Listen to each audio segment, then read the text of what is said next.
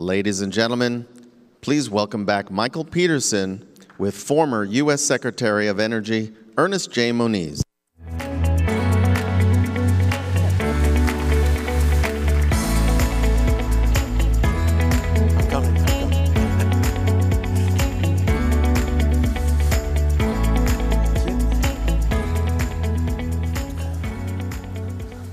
Well, thank you for being here. Thank you, Michael. As one of the key architects of the Iran deal, I know you have a lot on your mind this week. We will save some time for that, but this is probably the only place on the planet where the first question won't be about Iran. Obviously, this is our fiscal summit, so I wanted to just start with some of the fiscal implications of energy policy, et cetera. One of the concerns we have about the growing national debt is that it crowds out investment in our future. So our growing interest burden leaves less money for other investments. So with respect to energy investment, what are the key needs over the next couple of decades? How do you feel about our level of funding right now, and what are your concerns? Okay. Michael, I do want to start by first associating myself with Nancy Pelosi's remarks about Pete Peterson, and to say that, well, I'll just emphasize is what a life and what a set of memories you have to live up to. In terms of the energy outlook, well, first of all, I think maybe it's useful to set the context.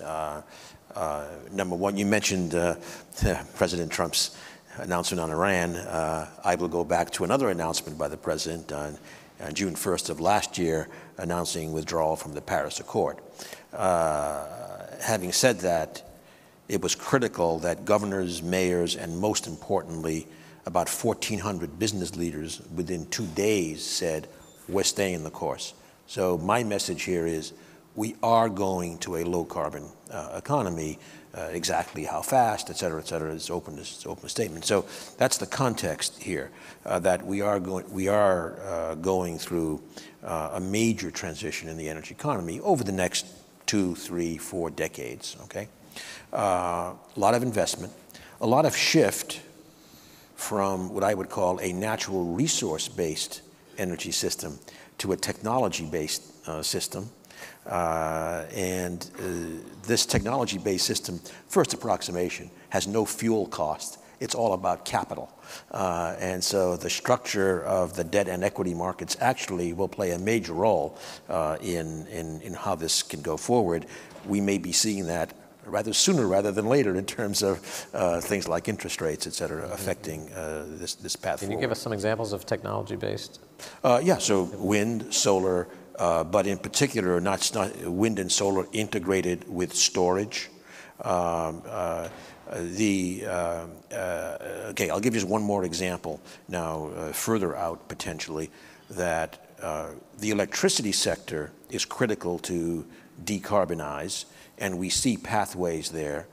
It's much harder to think about pathways for, let's say, the industrial sector. You're not going to electrify major users of heat, for example, in industry. Maybe the answer there is a huge infrastructural transformation to hydrogen. Hydrogen and electricity as the two key carriers, and then you decarbonize the production of both of those. That's an example of a major capital-intensive transformation that could be called for. So, so certainly the financial structure is important there. A second place is clearly the federal budget is in some difficulties, shall we say, and both the tax bill and the budget structure did that. Now, what's interesting here is that going back already 10 years, CEOs in the private sector, and not energy companies, but CEOs came together and said, I think quite correctly, that the federal government investment in energy R&D for this transformation is light by a factor of 2 to 3. It's not exactly a science what that number is, but it's quite substantial. The world already, this is now, or this was then, and it's still now. Yeah. Now in Paris, at the climate meeting in Paris at the end of 2015, everybody remembers the Paris Accord on the last day. People sometimes forget on the first day, when actually the national leaders were present, including President Obama, 20 of them went on the stage to announce a commitment to getting that budget up over a 5-year ramp-up period to where it had to be. It was called Mission Innovation. It was supported by Bill Gates, representing 10 nations, deep-pocketed private investors, ready to capture the fruits of the innovation. Well, in the context of a really squeezed federal budget with enormous deficits, investments like that are obviously going to be very, very difficult to come by. Regrettably, the administration forgot the factor of 2 was supposed to be in the numerator. They put it in the denominator. Congress didn't follow that advice, but nevertheless, it tells you how tough it's going to be. Okay, are there ways that we could implement energy policies that would actually help our fiscal health, help our fiscal outlook, save money, create more efficiency within the federal budget? Yes. First of all, in terms of the private sector saving money, there's a well-documented trove of energy efficiency steps that will save money, although often there's a capital issue up front in order to have significant life cycle savings. For example, when I was secretary, we dramatically increased the energy efficiency standards for all kinds of appliances and electric using equipment, et cetera. Some of these sound pretty small bore, like I'm sure you'll get excited about reducing the standby power of microwaves. But when you accumulate them, the efficiency standards of those 8 years project to cumulative savings to 2030 of about $550 billion and 3 billion tons of CO2 emissions avoided. That's interesting and is not revolutionary. It's just keeping the efficiency standards moving with technology gains. That's very important. Now, to me, the big energy policy move, and I think you discussed this earlier today, that would certainly accelerate the transformation, and I believe in the end be very positive for the economy, is in fact the carbon charge. The question is, how is that carbon charge done? What's the scale? May I go on and discuss this conservatives? That was question number 7, but go ahead. Question number 7, all right, well, we can reorder. I think, not that it's necessarily the answer, but to me, the most interesting and perhaps politically feasible and impactful proposal has come from a so-called group of conservatives.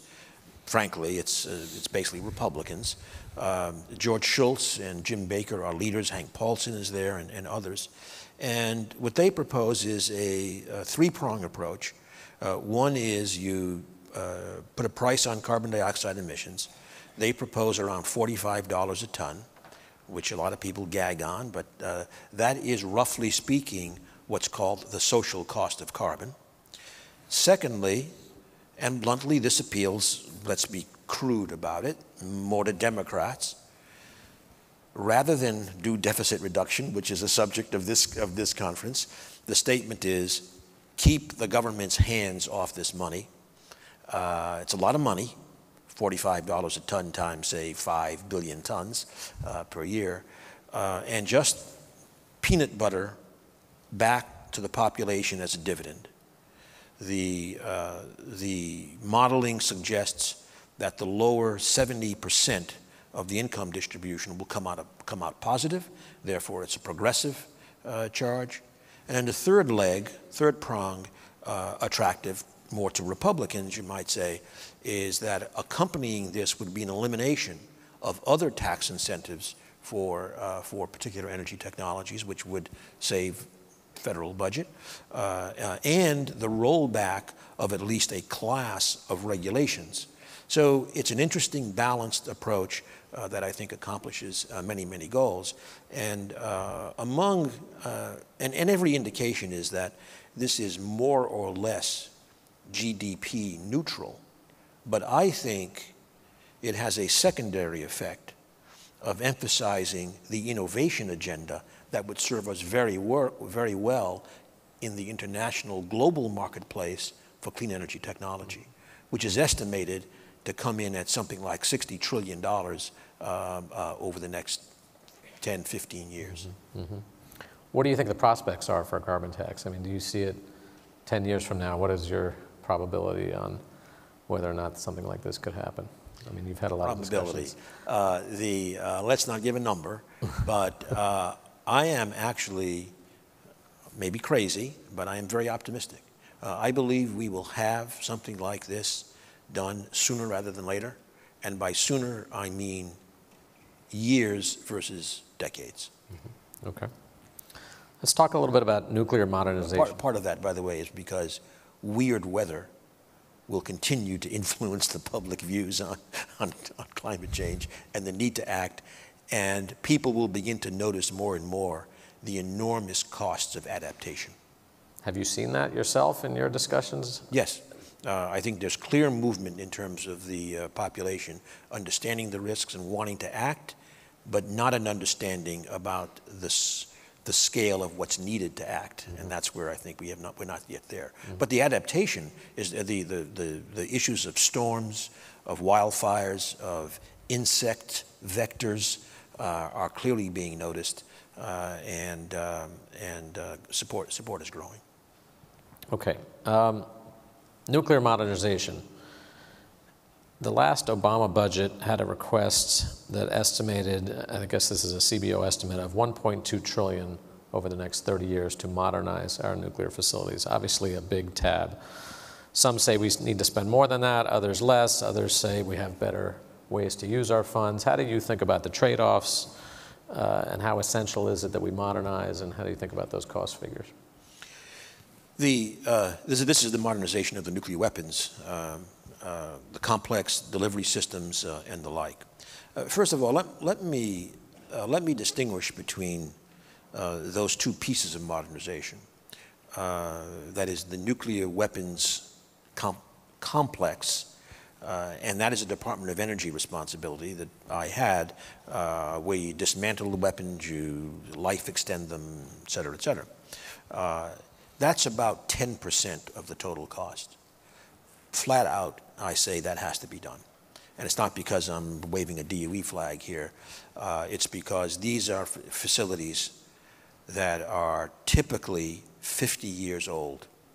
And you just cannot do this high hazard work in facilities that are like this. I say it flat out. I have a secretary, I had responsibility. There was real safety issues as far as I'm concerned.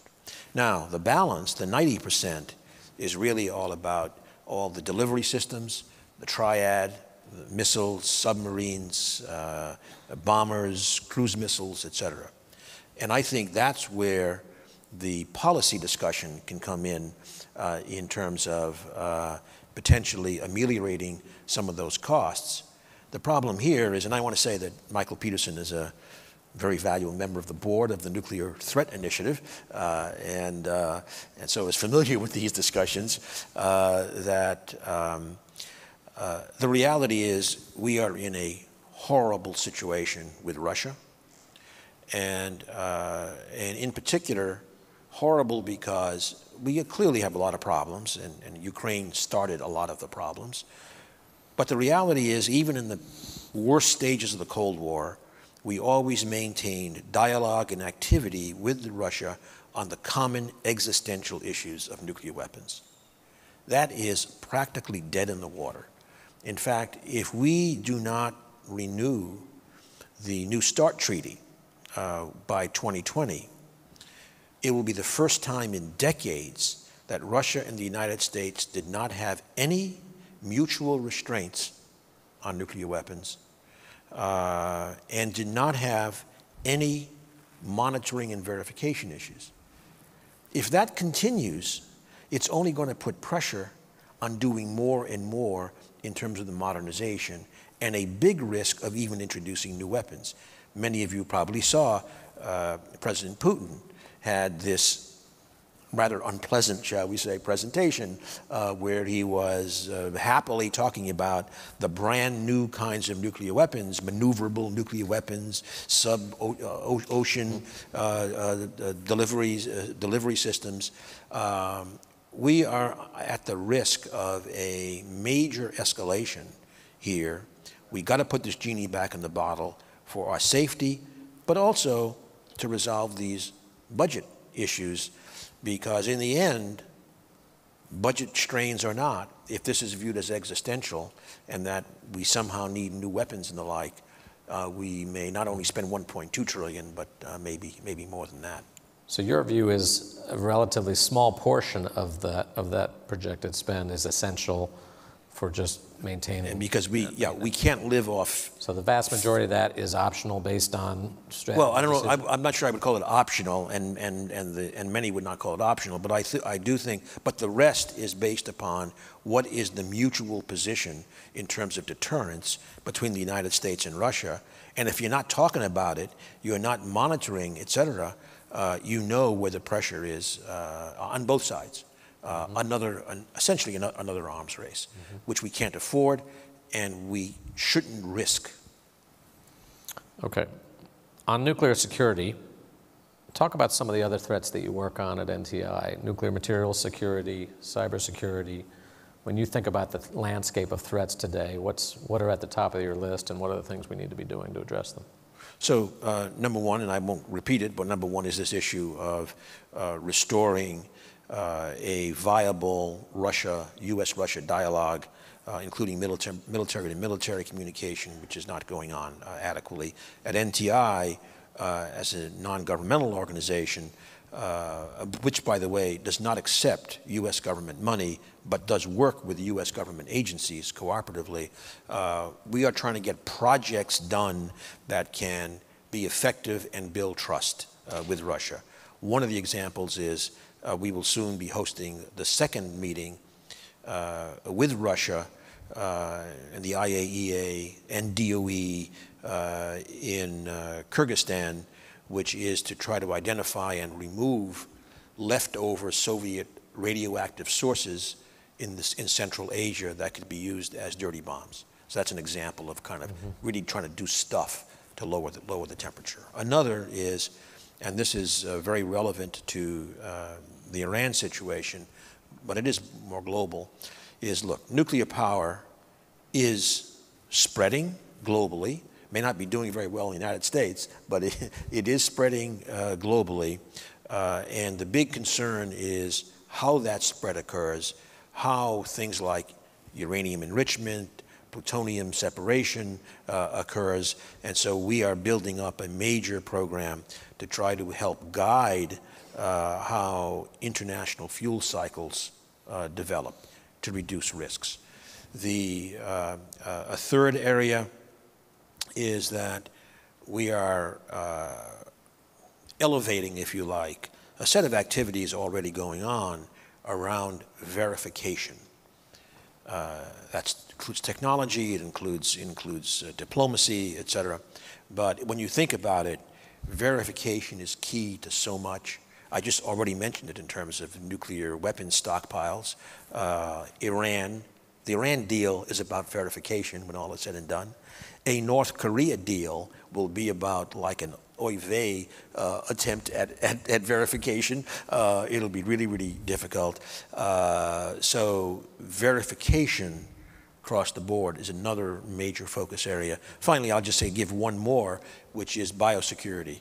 I know it's called the Nuclear Threat Initiative, but we are returning to the roots of the organization and advancing major programs in terms of surveillance, a security index, as we do for nuclear materials, and establishing international norms for research, like using synthetic biology to avoid pandemics, most especially including those pandemics that could now be engineered using modern biology.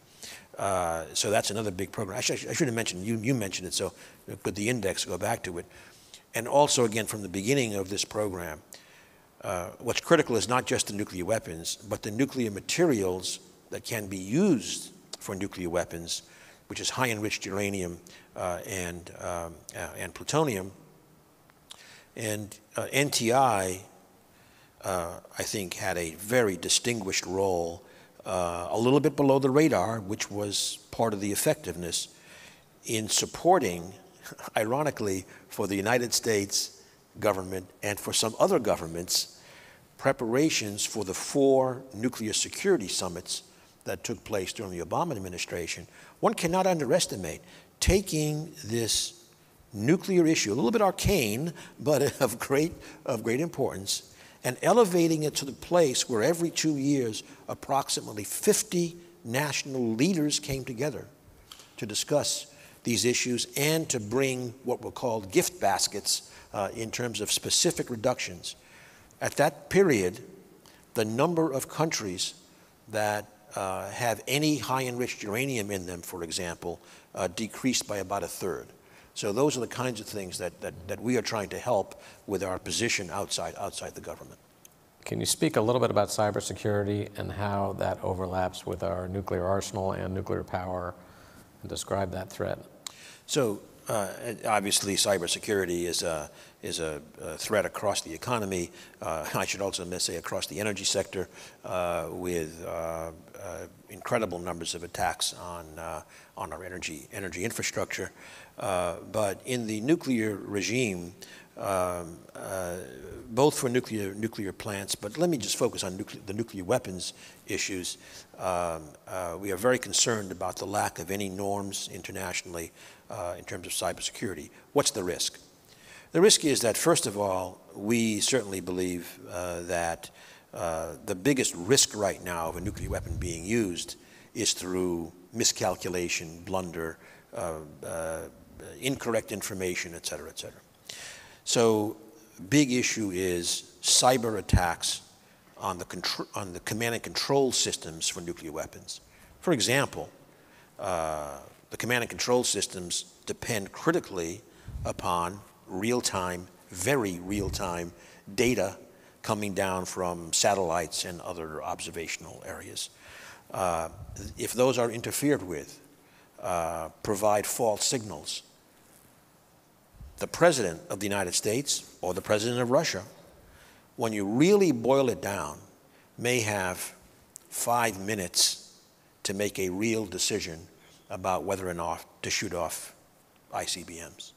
That is really not a very good place to be.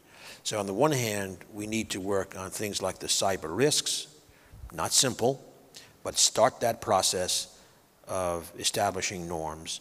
But at the same time, look at other means that can get us away from this launch on alert status that we have for weapons. Get some time. Maybe the 5 minutes can become an hour, and then it can become a day, and then it become a week. If you're going to use nuclear weapons, let's try to not use them by misinformation and blundering. Hopefully not use them at all. But I think if you remove the miscalculation, you tremendously lower the probability of a bad thing happening. Okay. So let's move to the Iran deal. I think the original deadline was May 12th, so I thought we might be safe as our summit is on May 10th. But as you saw, the president made a decision. That's why I was comfortable being in Europe the last 2 days. You came back early. Start with just your reaction. What are your main concerns? What does this imply for worldwide efforts to prevent the spread of nuclear weapons? How do you see this playing out? Well, first of all, I think this has all the makings of an enormous strategic error. And let me say flat out that the argument used by the president and by Prime Minister Netanyahu that the agreement is somehow based on a lie, that lie being exposed in what Netanyahu showed in his PowerPoint presentation of the nuclear weapons plans out of Iran, it's completely false. The United States intelligence community and the IAEA years ago stated definitively that Iran had a structured nuclear weapons program until 2004. What Netanyahu exposed reaffirmed that up to 2004. It's not like they've cheated or anything in the relevant time. So when we negotiated it on the basis of their having had a nuclear weapons program. Indeed, it was that mistrust of Iran in that dimension, which is why the international community enforced sanctions and why we, in fact, had to address with urgency the nuclear weapon threat from Iran. So that's number one. Number two is the agreement, as I've already said, has an extraordinary verification regime. I want to emphasize one that no other country is subject to. In walking away from the agreement, several bad things happen. One, we lose the 15 years, 13 more years, that we had in rolling back and restricting Iran's program to work out other things. Secondly, we lose the verification regime unless Iran voluntarily stays in it. Third, what a wedge has been driven between us and our allies, the Europeans. It's a slippery slope downhill. And here, so what's going to happen? The three European countries, the EU, Russia, and China, all say that they want to continue the deal without the United States. Iran has expressed an openness to talk about that happening. We will see what goes on there, but it's going to be very hard to sustain this, I think, for a long time. And once we lose that verification regime, I think we'll never get it back. What was committed to is unique. Let me make two asides to that. One is, already suggested, North Korea will require a verification regime that makes Iran look easy. Again, Iran does not have nuclear weapons. Korea does. We don't know within a factor of 3 how many nuclear weapons North Korea has.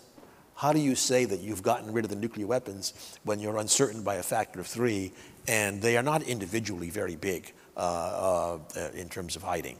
So that just gives you one flavor of this. Going into that negotiation, having just eliminated or possibly eliminated the Iran regime is a big mistake. Secondly, to step really back in terms of the impacts, as I already said, an enormous wedge between us and the Europeans in particular. I would argue that alliances, which are pretty unique to the United States and the West and Japan, alliances are one of the key pillars of our geopolitical strength, along with international financial institutions, trade relationships, value-based systems. I would argue all 4 of these are under some form of assault, and this can get to the very underpinnings of American strength. Well, in our couple minutes left, let's talk a little bit further about North Korea. What approach would you suggest for dealing with Kim Jong-un? What do you think? Do you think he's really ready to give up his arsenal? I mean, obviously you don't know, but in your dealings in the past, what do you bring? Well, I think that, well, first of all, I credit the president for taking up the discussions. It's risky, but I think let's test this, of course. I